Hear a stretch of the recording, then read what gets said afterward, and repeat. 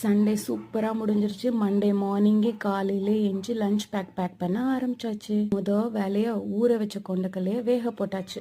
ஒரு 3 முள்ளங்கியை நல்லா தோல் சீவி கழுவி எடுத்து வச்சு நல்லா கிரேட் பண்ணிக்கோங்க. அதை ஒரு பாத்திரத்தில் சேர்த்து ஒரு 3 கப் கோதுமை மாவு, கொஞ்சம் போல் ஆரிகனோ, 1 கப் நல்ல காஞ்ச வெந்தயக்கீரை, கொஞ்சம் போல் சால்ட் சேர்த்து கொஞ்சமாக தண்ணி தெளித்து சப்பாத்தி மாவு பதத்துக்கு பிணைஞ்சு வச்சுக்கோங்க. கொஞ்சம் மஞ்சளும் சேர்த்துக்கலாம், அது ஆப்ஷனல் தான். நெக்ஸ்ட் எப்பவும் போல் நல்லா நெய் தடவி சப்பாத்தி போட்டு உங்கள் குழந்தைங்களுக்கு கொடுங்க. எப்பவும் போல் செய்கிற எம்டி சப்பாத்திக்கு பதிலாக இது ஃப்ளேவராக ரொம்ப டேஸ்டியாக அருமையாக இருக்கும்.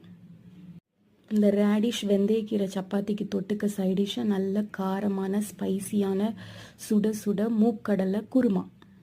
இன்றைக்கி குழந்தைங்களோட ஸ்நாக்ஸ் பாக்ஸுக்கு குக்கும்பரும் நட்ஸும், நாகவல்லி இலை, ஓம இலை, துளசி இலை, சீரகம் போட்ட சுடு தண்ணி குழந்தைங்களுக்கு. எல்லாத்தையும் பேக் பண்ணியாச்சு.